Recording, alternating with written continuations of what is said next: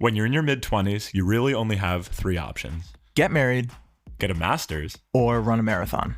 Hi, my name is Brian, And I'm Francis, and welcome to the first episode of the Zone 2 podcast. where we explore the world of running and endurance sports and talk about our backgrounds in running.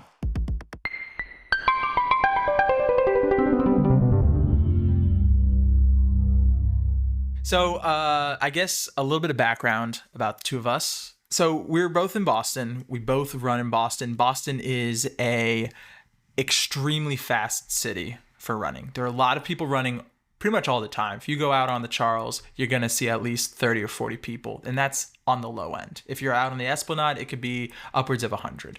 And on a Saturday, it is congested. I think Boston is one of perhaps the few cities in the U.S. where running isn't like a unique personality characteristic, where being a runner isn't something that like is unique or special about you. And I still feel like I am a little hesitant to characterize myself as a runner just because I still feel very new to it.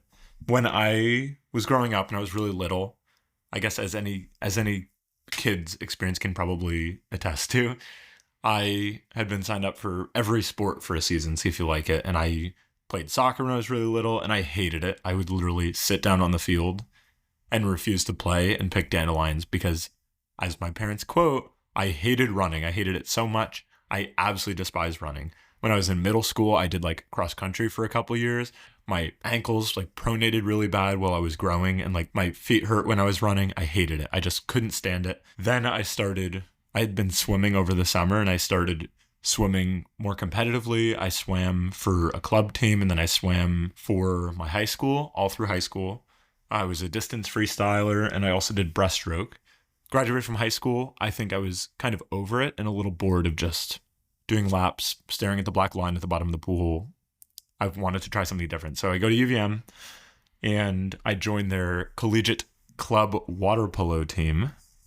I don't know if any of the two people listening are water polo fanatics. Water polo is excellent. So different from swimming. Very violent sport. There's a lot of grabbing, a lot of physical contact. I've heard it's tough, but I enjoyed it. Because I was able to use my skills as a swimmer, play some water polo. So I did water polo at UVM, and then when I graduated, I feel like my fitness focus transitioned very heavily to outdoor activities, where I was doing a lot of time outdoors, hiking in the summers, skiing in the winters, just super active in that regard. A couple years ago, I was working at REI, and my coworkers in the bike shop at REI ended up pushing me along a little bit and getting me into cycling. So I ended up getting a gravel bike and a mountain bike. And over the last maybe year and a half, I've gotten a lot more into that, being out on my bike, especially when the weather's really nice. When I moved to Boston in the spring, I was biking around the city and it scared the crap out of me. I was so scared of cars. The bike lanes petrified me. I felt like I wasn't seen by motorists. I didn't really feel comfortable in the city being on my bike unless I was commuting somewhere. So I didn't really feel like I wanted to be doing that for exercise.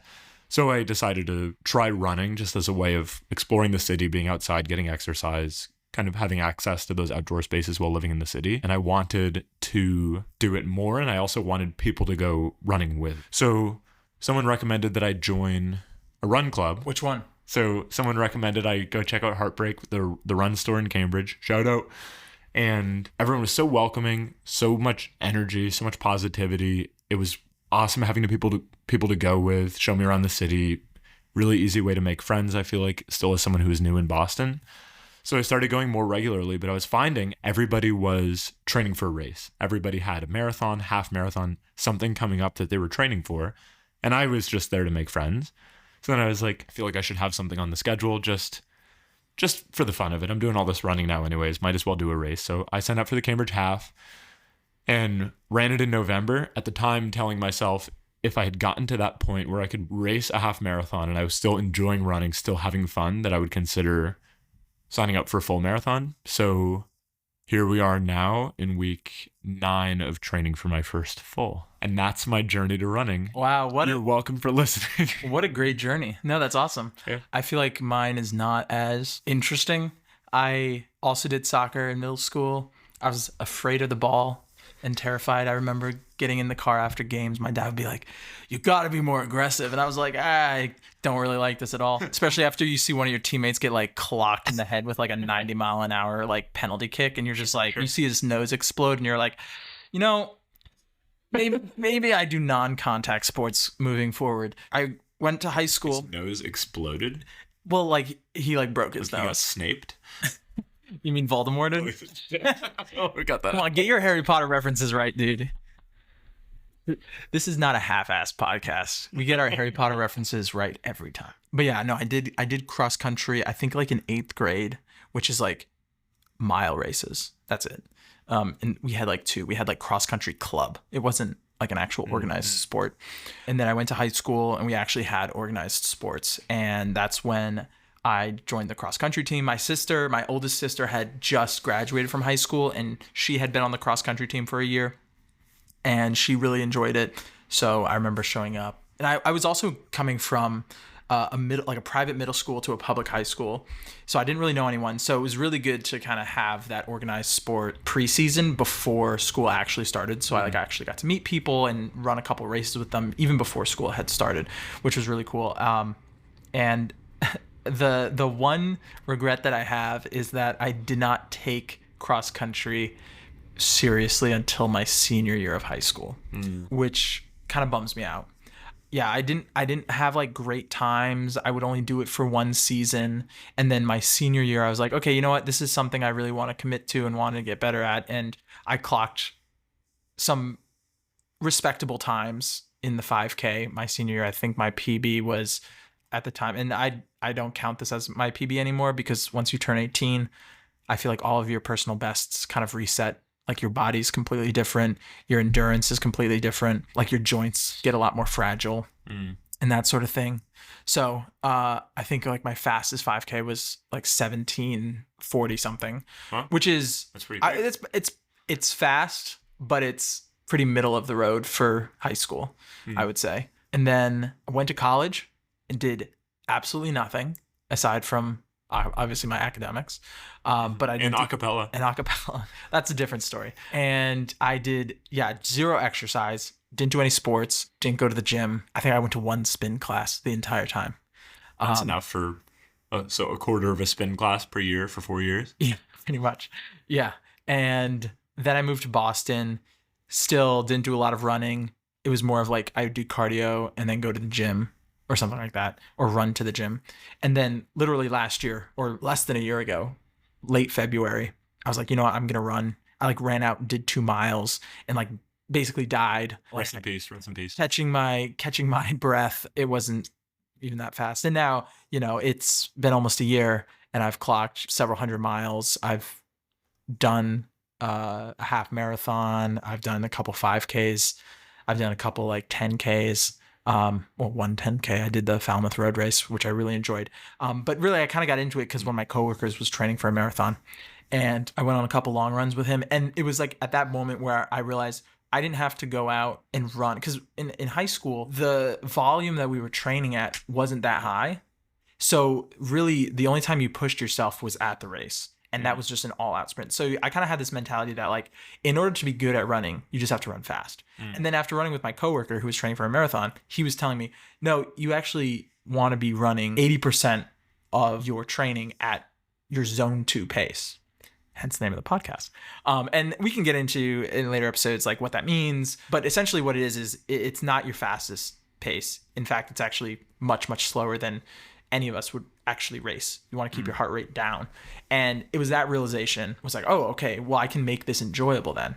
And it's more focusing on volume and distance as opposed to speed and time.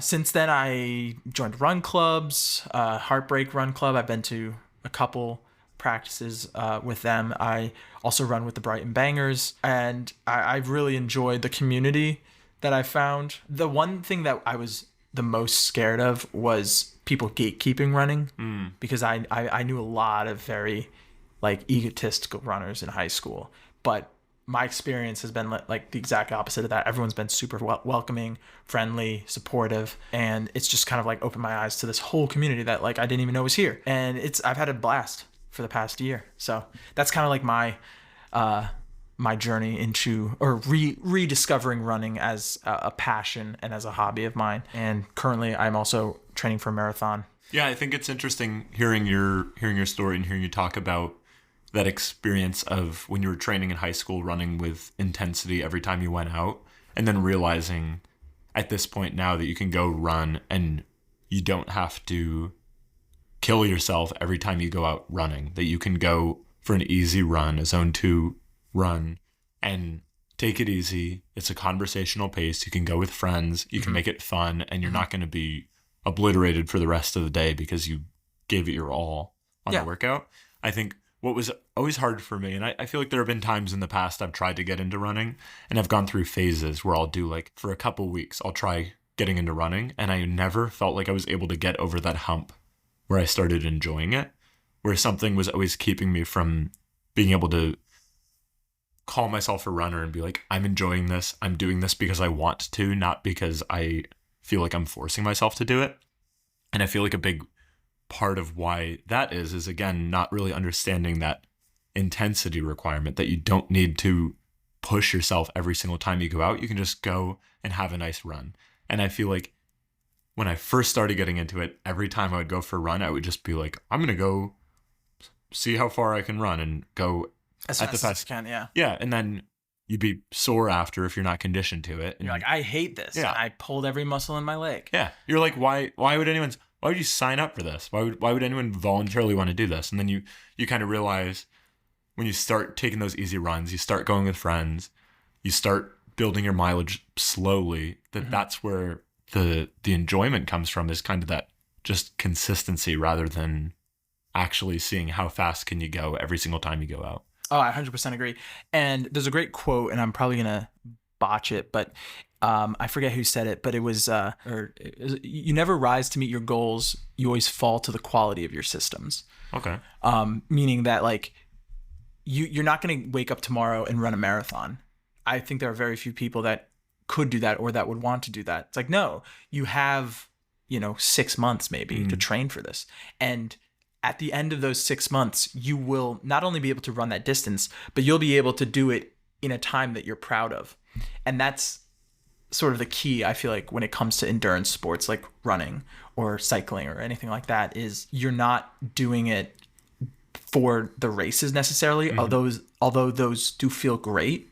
You're doing it because you're building up this portfolio of distance and volume and training, where then you get to the race itself and you can look through everything you've done, and it's not like oh boy, I hope I do really well. It's, I've done the training. I know what I'm capable of, and now I'm going to see if all of that training paid off. For what, a marathon, it's 26 miles. That's how long the race is. It's 3 hours roughly. The precursor to that is the hundreds and hundreds of miles you've put in prior to that, and the hours and hours you've spent running, and the early mornings, and the 13-mile long runs you've done on Sundays, and that general discomfort and muscle soreness. All of that is leading to that single, like, it's almost like a rare flower that blooms once every 2 years, and that's what you're going for. I also think a big thing that I've learned kind of going through this being my first marathon training cycle is that training isn't necessarily linear. Like, there are good weeks and there are bad weeks, and there are good days and there's bad days. And it's still a little shocking when you go out for just a 4-mile easy run and you feel like crap. And you're like, this is horrible. Why is this so hard? I did 16 miles with like a tempo workout built in over the weekend. Why is this like hurting me so much right now? But you realize that there are good days and there's bad days, and so many factors that influence it, that it's almost like it's not about how the run goes on any given day. It's about turning up and doing it and being like, I'm here to do the run. I'm going to go do the run. Yeah. I mean, the number of times where especially this winter, I've woken up and the last thing I want to do is go for a run. Mm-hmm. But as soon as I get back from my run, I'm like, oh my gosh, I'm so glad that I did that. Yeah. One, because I don't have to live with the guilt of skipping a workout. Yes. And two, I get the feeling of like the fatigue, but still the satisfaction of going out and doing something and accomplishing a goal for the day. Like that to me is worth its weight in gold. Yeah. If you get out of bed and you go for your run and then you get home and get back in bed, you still accomplished the run that day. Even if you accomplish nothing else. Oh yeah. You still 100%. Accomplished something. 100%. Yeah. That's a great feeling. Yeah. I've never regretted a run. I agree. I've never regretted a run. I've never regretted a run. So, for your training, Brian, Sure. you're putting a lot of miles in. I am. You're doing a lot of running, and you're not one of those freaks that wears no shoes when they run. So No. what do you wear? I wear shoes. Okay, good Some start. people don't. Some people don't. These people are difficult and insane. So I have a 2-shoe rotation going right now. So I have it's 3 shoes. One of the shoes is my old pair that I have over 500 miles on now, but I still bring them out when the weather's just like super slushy and I just don't feel like trashing a pair of shoes. They have enough tread on them and the sole's held up enough that I can still do a workout in them. It's not the end of the world. But my daily trainer, I think as Francis might call it, my mile eater, That's what I call them. is my New Balance Fresh Foam X 880s, the V14.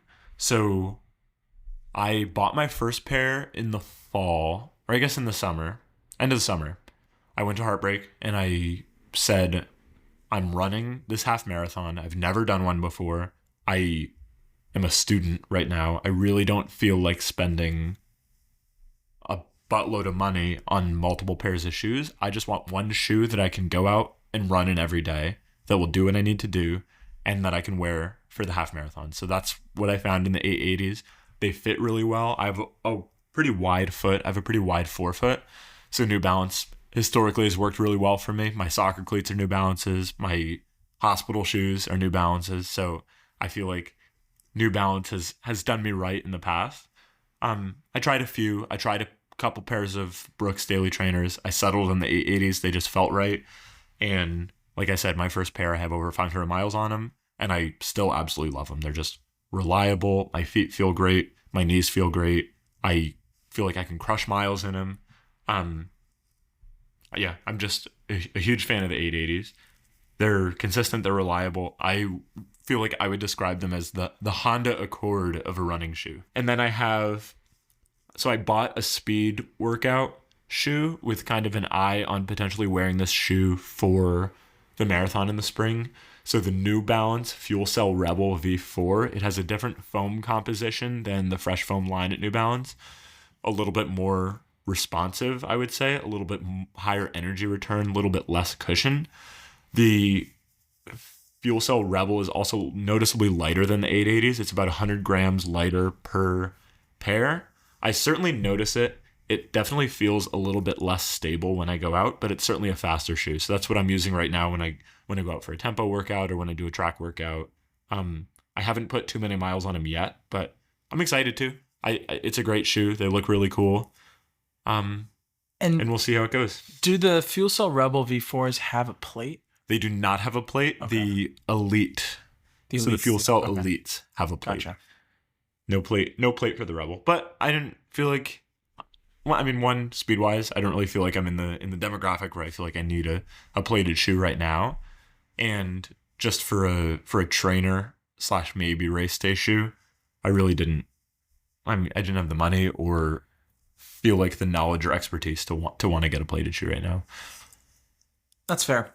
Yeah, I'm kind of in the same boat. I have a 2-shoe rotation. I also have a pair of New Balance Fresh Foam X 1080s, Oh, not the 880s. I do call them my mile eaters. They're very, very soft, very responsive. The foam's great. Very thick uppers. They're sort of the type of shoe that swaddles your foot so that you can really just kind of put miles on them. And they're not going to hurt your knees. Sure. They're not going to hurt your hips. It's, I think, a 6mm drop on them too. So it's taking a little bit of that stress off the hips and the shins and the knees, and it's putting it more into your calves. So you definitely have to work out your calves a little bit more with those shoes. But I've kind of gotten to the point where I feel comfortable wearing them, and I'm not putting like any more stress than usual on my calves or doing anything that I can't handle. When you're doing a lot of miles, I feel like that. Yeah, you build up the makes a strength difference, pretty quickly. And taking that strain off the knees is really important, especially if you're doing 10, 12 mile days. I also am a huge fan of the Saucony Endorphin Speed 4s. That's sort of an interesting hybrid shoe it kind of doubles as an everyday trainer, but can also be a speed shoe. It's noticeably lighter than the New Balance Fresh Foam X 1080s. It has a much lighter upper. It has a plate, but it's not carbon. It's not a full carbon plate. It's a nylon plate, but it does have a sort of performance foam blend. So that's Saucony's, I think, Power Run Plus. Definitely good for speed workouts, but I can also take it on a long run if I want to. And so like the other day, my 1080s were absolutely soaked. I wonder why. After an 8-mile run with Brian here around Fresh Pond up in Cambridge in 40 degrees and pouring rain. Yeah, well, I was wearing my umbrella hat, and I bet Francis was wishing he was wearing an umbrella hat. His shoes might have ended up a little bit drier. No, I don't think so. I was running like through like inches of water. So yeah. I took them off.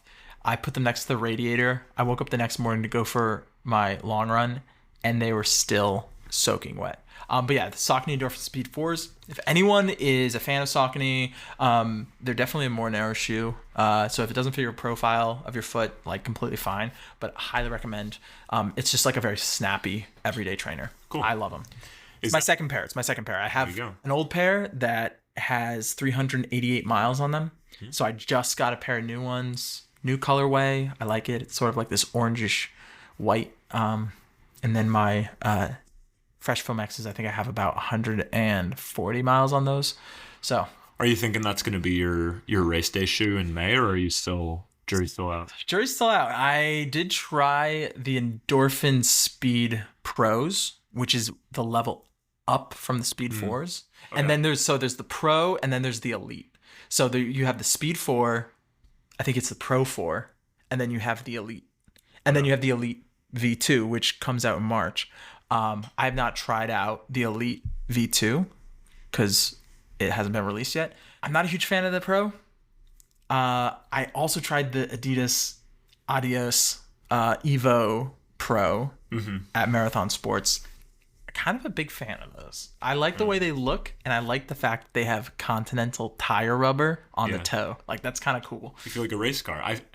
Francis looked like a character from the Cars movie. I looked like Lightning McQueen. I, for a brief moment, was Speed. Ka-chow. Ka-chow. And yeah, I would love to get a pair of super shoes. I don't know if I'm necessarily, because this is my first marathon, I don't know if I'm ready for that quite yet. I do want to give myself the best chance possible, though, of hitting my splits. Well, I feel like that's a good transition then. You mentioned race day. Talking about people racing in carbon shoes. So as we said earlier, Francis and I are both training for our first marathon. So Francis, what race are you running this spring? So I'm running the M&T Vermont City Marathon, and I'm really excited. I'm like, fingers crossed the weather's going to be good. It's a really interesting race. It's a loop that you do twice.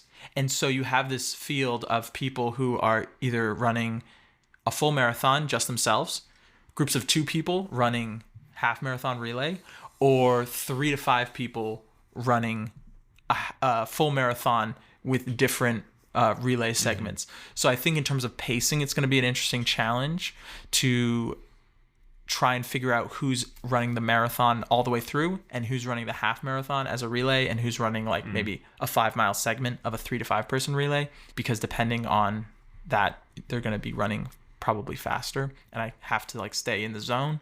So I think that's going to be a really interesting challenge. I'm currently in the 6th week of training at the time of this recording, which is February 3rd. This past week I ran just over 50 miles.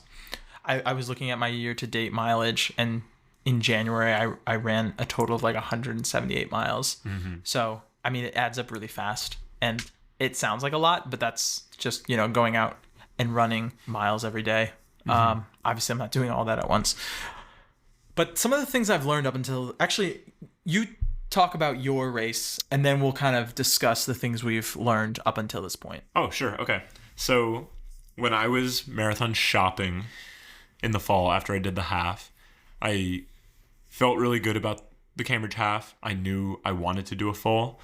I wasn't sure which one. I asked a couple people, first marathon, first full, what do you recommend? I want it to be a cool experience. I felt like I wanted it to be in a place that I would enjoy visiting and kind of exploring while running. So I was torn between the Maine Coast Marathon, MCM, which is a couple weeks after the one that I selected, and the Newport Marathon. And I had a couple people recommend Newport to me, and I know a couple people who have done it as their first marathon, and it sounds like everyone unanimously had a pretty good experience. Seems like a cool course, a town that I don't know a whole lot about, and I actually can't say convincingly if I've even been there or not. So I'm really excited to run the Newport Marathon. It's April 19th, which is the Saturday right before Boston. Boston's on Monday the 21st. So that means from a training standpoint, I'm following the Boston plan. I'm that's awesome. on the same long run schedule as all the Boston people, which has made it easy, but that also means that I have to do this little speech explaining it every time someone asks if I'm running Boston. And I say, nope, I'm Actually, just happen to be running a non-major marathon the exact same weekend. But it is the Newport Marathon, April 19th. This is not the same, I think it's the same course, but it's not the same marathon as the Newport Marathon that's run in the fall. This is through a different organization, Road Races, which is a double meaning. It's spelled road like Rhode Island, but it also means road like ROAD. Yeah, like running on a road. That makes sense. So it's the Newport Road Races full marathon, April 19th. Awesome. So I am in week 9 of training. I think I'm putting up similar mileage to Francis, probably between 40 to 50 miles per week. Last week I had a bit of a cutback, partially contributed to the fact that I was sick, and then I had work all weekend, so I was a little bit limited in my running last week, but I still did about 30. The week before, I think I did 48 miles with a 16-mile long run on Saturday with some speed work built in. So it's a lot of mileage. Although, I'll be honest, I feel like building up to it over the course of a few months, and then the fact that this is also building on the base that I had from running really regularly, basically since June, feels very... It's not as jarring on my body. It's not as taxing as I feel like I expected it to be at this point. I would say one of the things that people don't talk about is this idea of like training to train, because odds are you're not going to get injured during the race. You're going to get injured training or overtraining for the race. And so the more that you can kind of build your aerobic capacity, build the strength in your legs and in your joints, the less likely that that's going to happen. So I'm kind of like in a similar boat, was kind of regularly running since February, was able to build up enough of a base that I was luckily, thankfully, up until this point, have remained uninjured, knock on wood. So I can't believe he said it out loud, folks. I knocked on wood, so it's okay, right? Sure. Okay.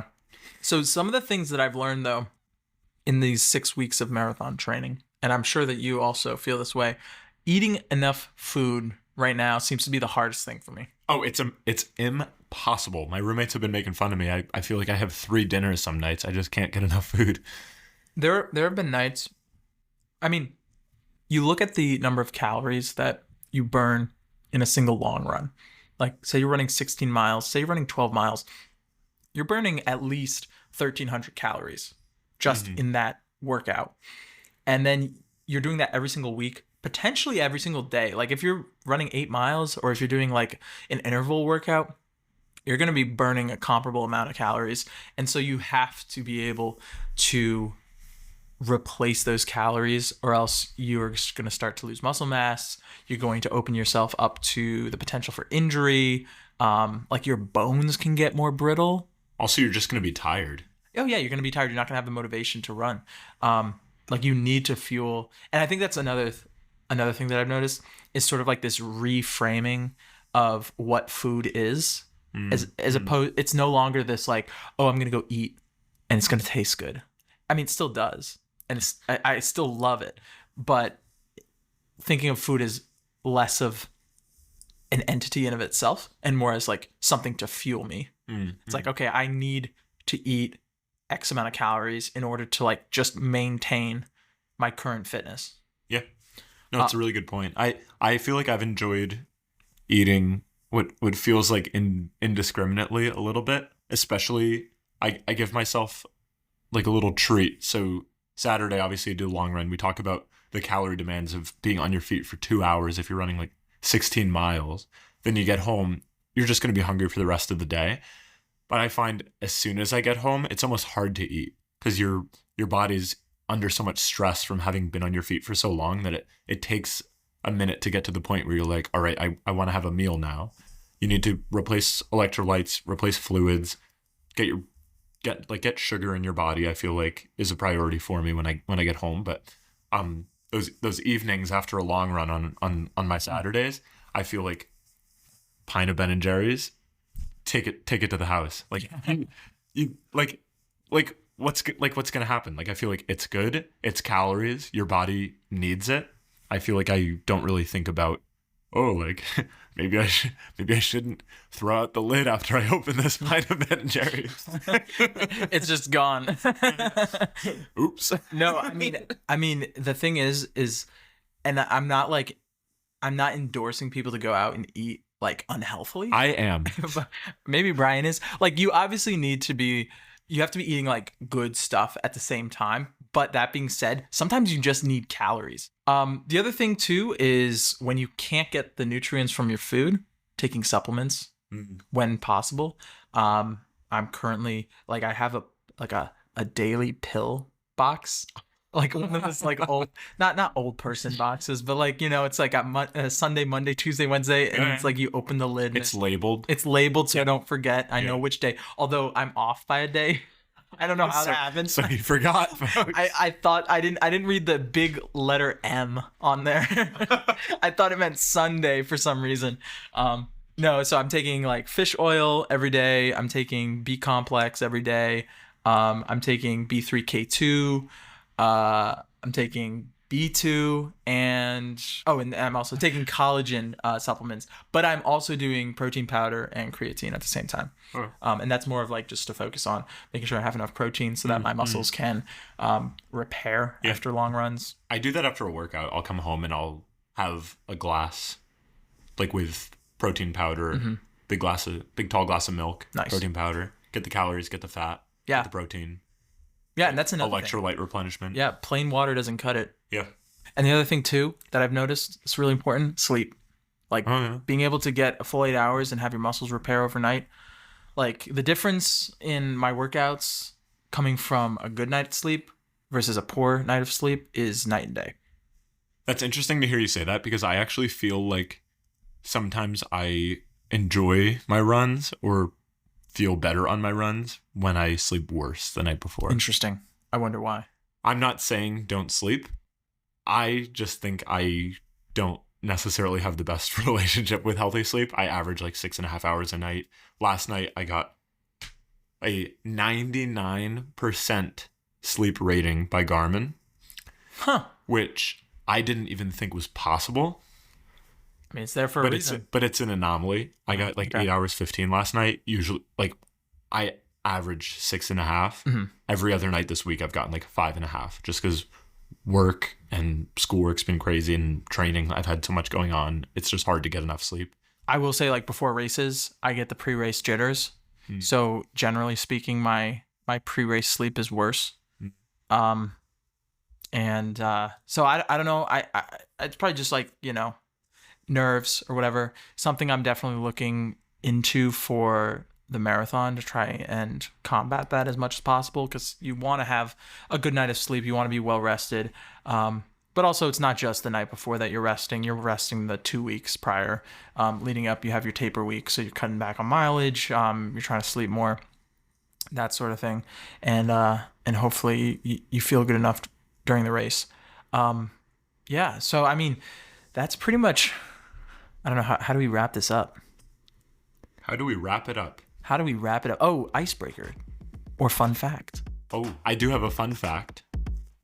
Did you know that orcas, killer whales, are a natural predator of moose? How